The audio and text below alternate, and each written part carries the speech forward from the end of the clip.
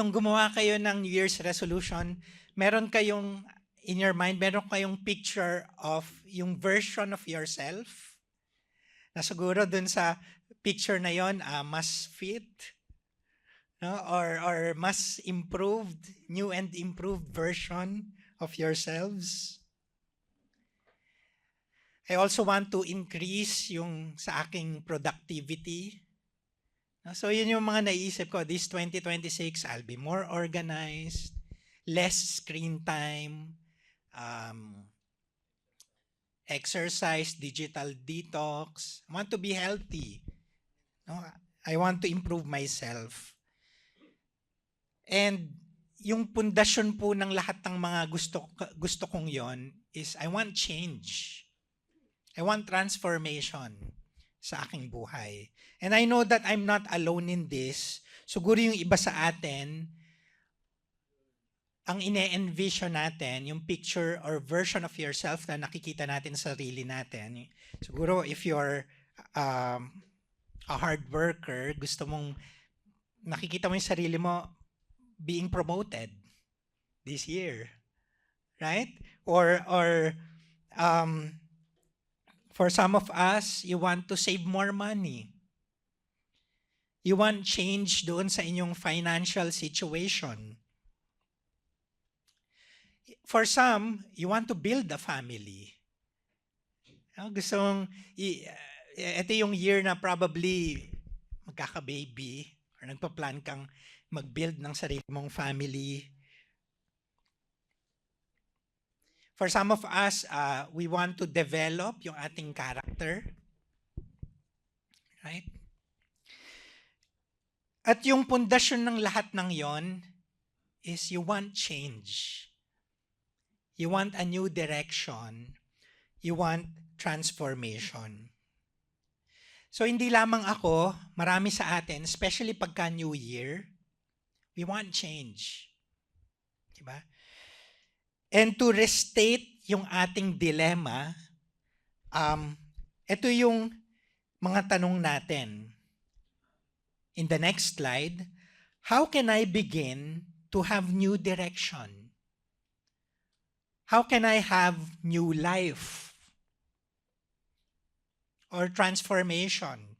Paano ba na yung mga na-envision ko sa sarili ko, yung mga resolution na gusto ko, how can I experience that?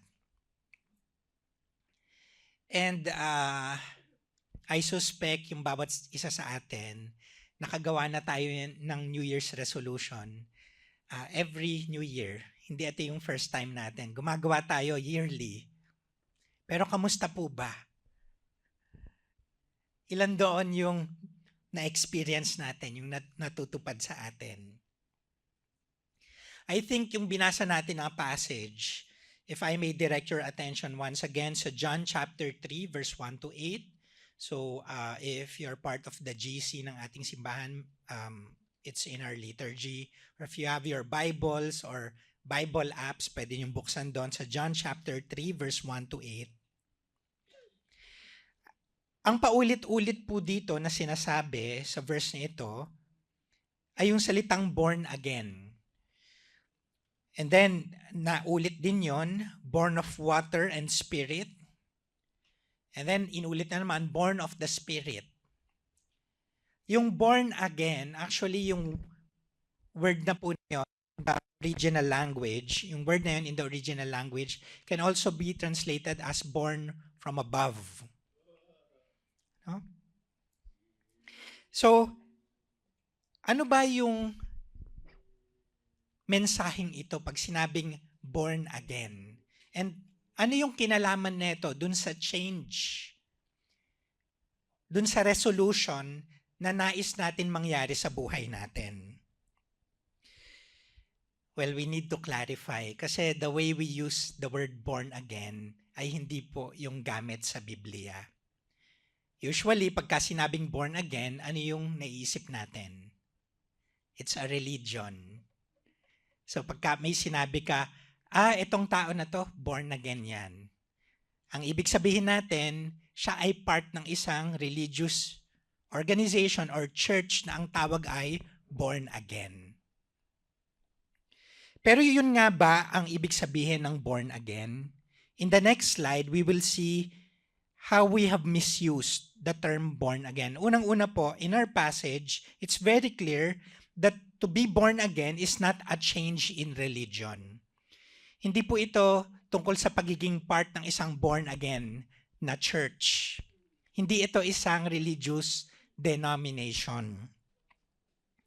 Ba't natin sinabi yan? Because if you look at verse 1 to 3, there is this man whose name is Nicodemus. And how was Nicodemus described here? In verse 1, ang sabi, he's a ruler of the Jews and he's a Pharisee. Isa siyang Pariseo. Ang mga Pharisees po, ito ay very religious group nung panahon ni Jesus. They're a very religious group na talagang they stick to their tradition. Okay? But it's very clear in verses 1 to 3 that when we say born again, Jesus is not talking about religion. Kasi sinabi nga niya kay Nicodemus na isang Pariseo, religious man, ruler of the Jews, ang sabi niya, you need to be born again. Yan ang sabi niya. So it's very clear when we say born again, it's not talking about a religious affiliation, denomination. So kapag may nagtanong sa atin, dapat hindi natin sinasabing, sila, born again sila. Okay? Referring to a name of a denomination or a group or a church because it's not about religion. Okay? Yun po yung isang paglilinaw na kinakailangan natin. Mahalaga po yun. Otherwise, we will misunderstand what born again is. At pag na-misunderstand natin kung ano ba ang born again, how can we be born again? Before you can experience something, you should first define it. Di po ba? You should first understand it. Pangalawang misunderstanding of what born again is, it's not a mere acknowledgement of Christ. Anong ibig ko sabihin po neto? No? Hindi ito yung nag-a-agree ka lang na si Jesus ay Lord or si Jesus ay isang sinugo ng Diyos galing sa Diyos Ama. Kailangan ikaw mismo maranasan mo yung pagbabago, hindi lamang ina-acknowledge mo kung sino si Kristo. Let me clarify. Dito po sa ating passage, again, in the opening verses of John chapter 3, si Nicodemus na isang religious man, he agrees that Jesus is someone significant. Someone who is very important, not an ordinary man. In fact, in verse 2, or rather, in verse 2, in the second part of verse 2, sabi ni Nicodemus, Rabbi, is talking to Christ, Rabbi or teacher, we know that you are a teacher come from God. For no one can do these signs that you do unless God is with him. So itong religious man, si Nicodemus, sa mismong bibig niya, he acknowledged that Christ is from God. Otherwise, hindi niya magagawa yung mga signs na ito. Pero anong sabi ni Christ sa kanya? You need to be born again. At kailangan maging malinaw po ito kasi marahil yung iba sa atin, we acknowledge that Christ is Lord. And that's true. That's truth. We acknowledge that Jesus is Savior. That's the truth. But have you really put your faith in Him? Have you experienced Christ? Do you have a relationship with Him? Do you know Him? If not, then Nicodemus as well acknowledges who Christ is, that He is from God, and that He can perform these signs. In fact, even the devil acknowledge who Christ is. But doesn't mean that the devil is trusting or putting his faith in Christ. Right? So, hindi lang po ito pagiging part ng isang religion or conversion sa isang religion. So, dapat itigil na natin yung born-again group. And by that, we mean yung religion because it's not according to the scriptures. At hindi lang ito yung basta sabihin mo Jesus is Lord, then you are born again.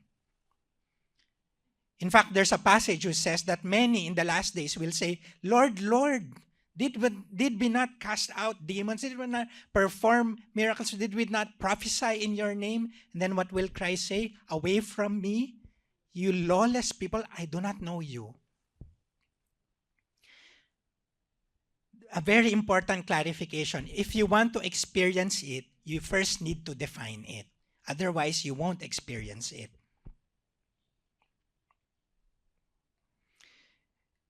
And the sad thing is, millions, literally millions and millions of people throughout the world who are part of the church, they're easy for them to say Jesus is their Lord and Savior. But the question is, are they really born again? Have they experienced that new birth?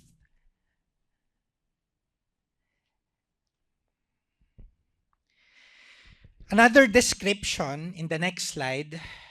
So this is an introductory sermon. Throughout the month, we will just talk about John chapter 3. Okay? Hihimayin po natin ito. This is the introduction to our series, New Life. And how will I describe what it means to be born again? Ang sabi ko dito, it's a tough pill to swallow. Yan yung napili ko na description or well, ano bang tawag dyan? Yeah, like illustration. Kasi alam niyo po ako, hirap ako lumunok talaga, literally, ng pills or tablet. Pinapadurog ko pa yan. Kasi nahihirapan ako for some reason. I don't know kung yung iba sa atin ganun din. May iba kahit walang tubig no? Parang gaganon lang. Nalunok na. Pero ako, kailangan ko ng maraming tubig. I think parang anxious yata ako kaya sumisikip. No? But why did I illustrated it as a tough pill to swallow? Kasi nung sinabi ni Jesus, you need to be born again, first, ang assumption doon is you're dead. Kailangan mo ng new birth. Kasi spiritually speaking, you don't have spiritual life. And even if you're very religious, sinabi niya to kay Nicodemus, even if you go to church, which is very good, every Sunday, you don't miss church, you don't miss Bible studies. Even if you go to church and you pray every day, you thank the Lord every day, and you do that as part of your religion, and those things are good. There's nothing wrong with that. They're good. But there's this need that we all, hindi lang religion ang kailangan natin, hindi po religion ang kailangan natin. Sabi ni Jesus, you need to be born again. In other words, para tayong walking dead. You know that series, Walking Dead? Sabihin, buhay tayo, pero spiritually speaking, we're not. At yan po yung condition natin apart from the work of God sa buhay natin. In fact, it was described sa Ephesians 2 verse 1. Ang sabi po dyan, can we all read it? You were dead in the trespasses and sins. Dahil sa kasalanan. At lahat po tayo ay nagkasala. Romans 3:23, for all have sinned and fall short the glory of God. Wala naman siguro tayong kilala na hindi nagkakasala o nagkakamali. Wala naman tayong kilalang perpekto unless yun yung pangalan niya. Diba? Pero dahil sa kasalanan, we are, spiritually speaking, dead in our trespasses and sins. How would you describe a dead person? Wala siyang senses. Hindi siya nakakaamoy, wala siyang panlasa, di ba? Wala siyang, di mo siya makausap. Right? And when you say the person is spiritually dead, ibig sabihin wala siyang spiritual senses. He cannot recognize who Christ is. O pwedeng meron siyang head knowledge or information siguro na ituro sa kanya, Jesus is Lord and Savior. But in your heart of hearts, do you really believe that? Do you really believe that He rose from the dead? Do you really believe that when He died, He paid for your sins? Do you really believe that when we die, if you are in Christ, you'll go to heaven and have eternal life with Him? So a person who is said to be dead in the trespasses and sins, wala itong spiritual sense. In fact, 1 Corinthians 2:14 is very important. Can we read this again? The natural person does not accept the things of the Spirit of God, for they are folly to him, and he is not able to understand them because they are spiritually discerned. Alam niyo, sinasabi dito, para maunawaan natin at para magtunay na manampalataya tayo kay Kristo, kailangan natin ng tulong ng banal na Espiritu. It's spiritually discerned.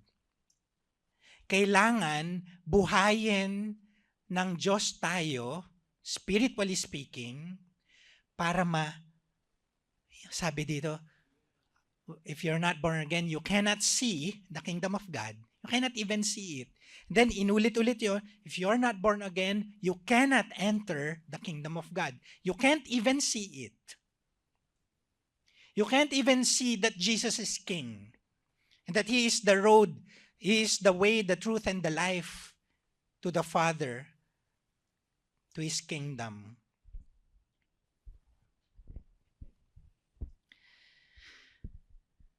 So, this is very important when we're talking about change ngayon. Because what we need is not just self-improvement, there's nothing wrong with that. But we need something more. That's what I'm saying. Di lang natin kailangan ng behavioral modification. Ibig sabihin, babaguhin natin yung ating outward behavior. Though there's nothing wrong with that, but we need more than that. What you need, in the words of Christ to Nicodemus, is not more religion, not more success. Though success, of course, there's nothing inherently wrong with that. But what you really need is you need new life. Not just self-improvement. You need the kingdom of God.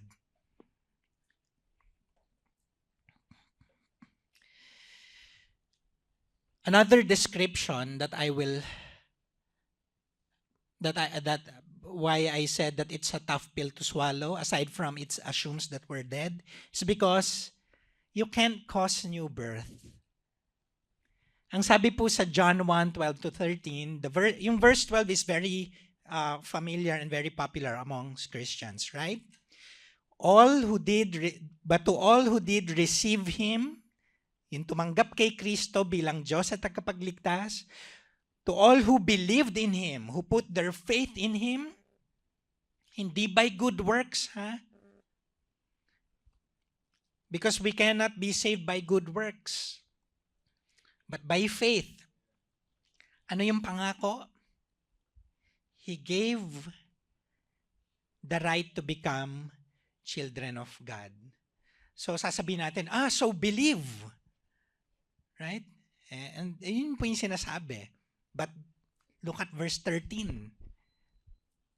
How did that happen?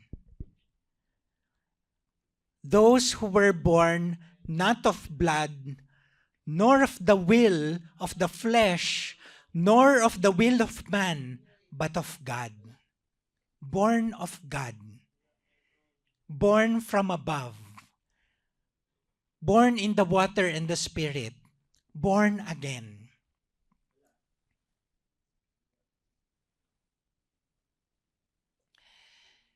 In other words, to be born again is the work of God alone. It's the work of God alone. Let me illustrate it this way. Wala po akong ginawa para ipanganak. I cannot cause my own natural birth. namulat na lang ako na ako si Aldrin, pinanganak ako, at nagpapasalamat ako sa Diyos at sa aking mga magulang na pinanganak ako. Pero wala akong ginawa to cause my natural birth. In the same way, ang sinasabi dito, it's not born out of the will of man, but born of God.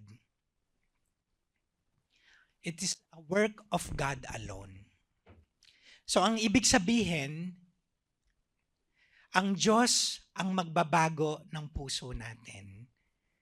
Ang magkokos ng pagbabago sa atin so that we will receive this spiritual life and we will be able to see the kingdom of God. We will be able to know who the Lord Jesus Christ is. Not just merely acknowledge like Nicodemus that He is from God, but actually to know Him.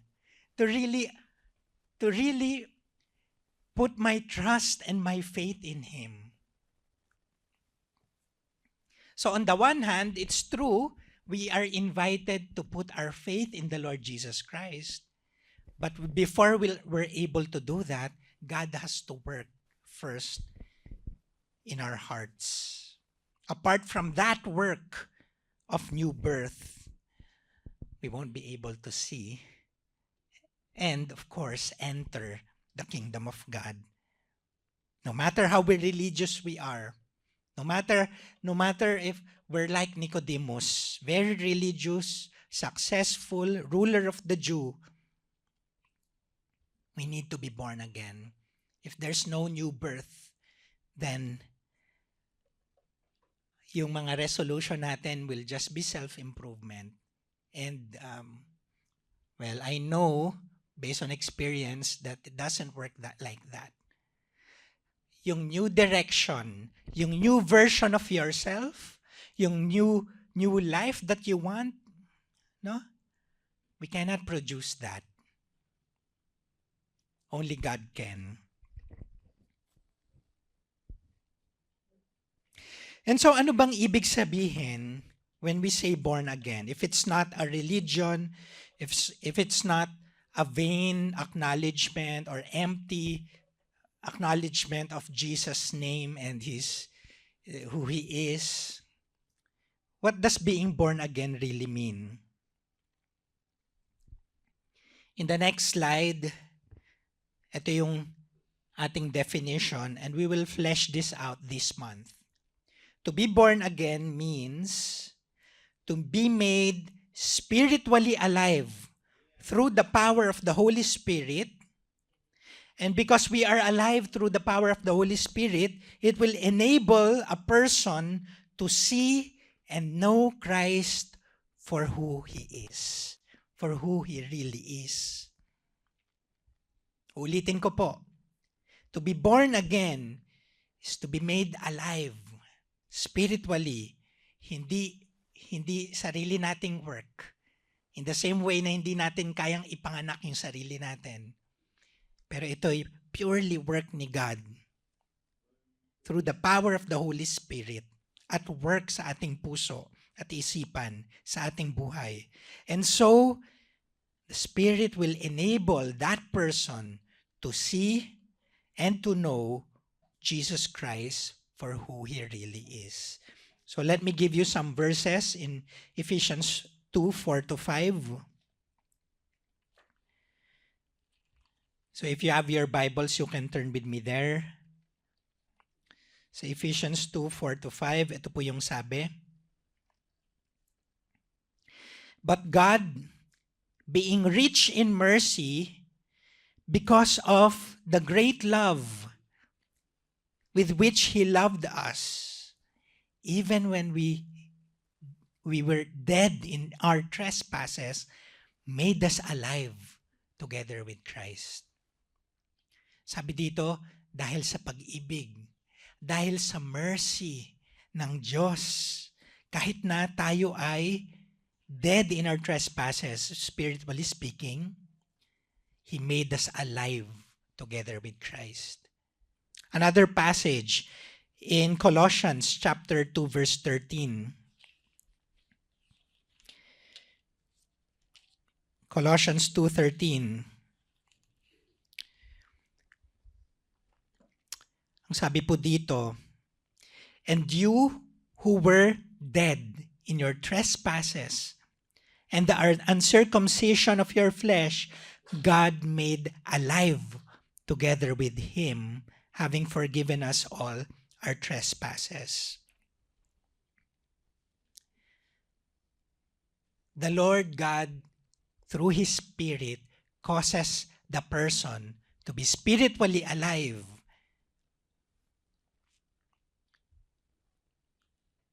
And with that new life, you have this new heart, new desires, new vision. Marahil personal testimony can help as well. No? Ako po ay I would consider myself as even before I became a Christian, I consider myself as a good person. I mean, wala akong sinalbahe. In fact, ako nga yung sinasalbahe. No? At na-share ko na ito sa marami sa atin from yung middle elementary hanggang middle high school, I got bullied. And nahihirapan ako magtiwala. Wala akong kaibigan. No? And then there's this friend who shared to me, meron siyang matinding meron siyang matinding pagsubok sa buhay, at she shared to me about the gospel. Well, like many of you, yung na-share sa akin is John 3:16. For God so loved the world, pinalagay pa niya yung pangalan ko doon, for God so loved Aldrin, that He gave His only Son, that's Jesus Christ, so that whoever believes in Him will not perish but have everlasting life. And so ang sabi niya, kahit mabigat yung problema ko, I still have the love of God, I still have everlasting life, I still have life, because I believe in Christ. He is my Savior and Lord. And naintriga ako doon. Sabi ko, how can you know that you have eternal life? Alam mo, medyo long story, no? Pero iiklian ko na lang. Kasi nung ako'y bata, may mga pinsan, lumaki ko sa compound ng mga pinsan ko. Kasama yung mga pinsan ko. Ganun yung setup. So magkakapit bahay kami ng mga pinsan ko. And then, for some reason, hindi ko clearly maalala. Pero, big deal yung end of the world sa kanila. Big deal yung end of the world sa kanila. Nagtatakutan lang sila, basically. Not that seryoso sila sa buhay. Pero, they're talking about this end of the world. And for some reason, tumatak siya sa akin. At leading to the point na shineran ako ng kaibigan ko about eternal life through Christ. At naisip ko, how would you know that in the end of the world, you'll have eternal life? How would you know that?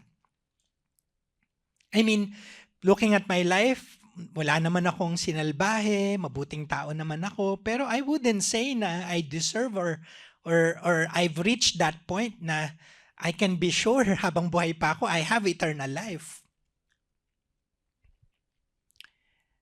Okay, how about this? How about you ask yourself, and you don't need to share sa katabi nyo, no? How about you ask yourself, in your heart of hearts, are you sure today that you have eternal life? Okay? You don't need to share it sa katabi. You just need to be honest to yourself. Way back, ang mga naisip ko doon, I cannot be sure because I think wala nga akong sinalbahe, pero I haven't done enough good sa kapwa ko, to earn my way to heaven or eternal life. But here's my friend. Ang dami niyang problema sa pamilya niya. And yet she told me, I know that I have life because I belong to Christ. So alam niyo, na-intriga ako. I started reading the Bible sa sarili ko. Hindi ko sa kanya sinasabi. But I started reading the Bible. No? You know what happened to me looking back? Hindi ko masasabi yung exact date how the Lord worked in my life, or when the Lord worked in my life. Okay? But I know that He is at work in my life. And something changed in me, causing me to, I want to know more. I want to be certain. I'm curious. I want to know who Jesus is. How can this person say that? I want to be able to say that as well. And I know during that time, the Lord is the one who caused me new birth. Until the time that I professed my faith, Jesus is my Savior and Lord. But whose work is that? Ultimately, God. Diyos yung nagbago sa puso ko. Gumamit siya ng instrumento. Always, the Lord will use His word as a means, as an instrument. Pero ang nagbabago sa puso at isipan, ang nagbibigay ng buhay sa atin, to be able to see the kingdom of God and to enter it, is God. So brothers and sisters, it's not a religion. It's not just saying, oh yeah, Jesus is Lord, in the same way that we say, oh, BBM is president. Or saying facts. It's not just saying facts. But the question is, have you been born again? Did God cause this new birth in your heart? That you're able to see who Jesus really is. Brothers and sisters, before we look ahead of 2026, okay, we first need to look up. We need to look up. Ito yung what I'd like you to understand. We want transformation, we want self-improvement. But God, through Christ, is willing to give you more. He's giving you new life through Christ. Akala natin yung pagbabago when we put things in the calendar. Right? Sa calendar natin, ito yung activity na gagawin ko kasi I want new direction. Well, yeah. Okay. That helps. But you know what God is providing through Christ? Not just self-improvement. Not just a new calendar. But actually the kingdom of God. Ito po yung gusto kong take away natin, no? Gumawa ako ng sarili kong New Year's resolution. And while reading this, naisip ko po, ano ba yung gusto natin? Self-improvement o kingdom of God? To be able to live in the kingdom of God. When the Lord gives you new birth, alam mo, hands down, parati kong pipiliin yung kingdom of God, right? More than just self-improvement or behavior modification. Is actually giving us new life. Mga kapatid, new life, new beginning, new destiny, new heart, new direction. Hindi based on our efforts, but based on God's efforts. Based on God's work alone. Through the power of the Spirit and through Christ.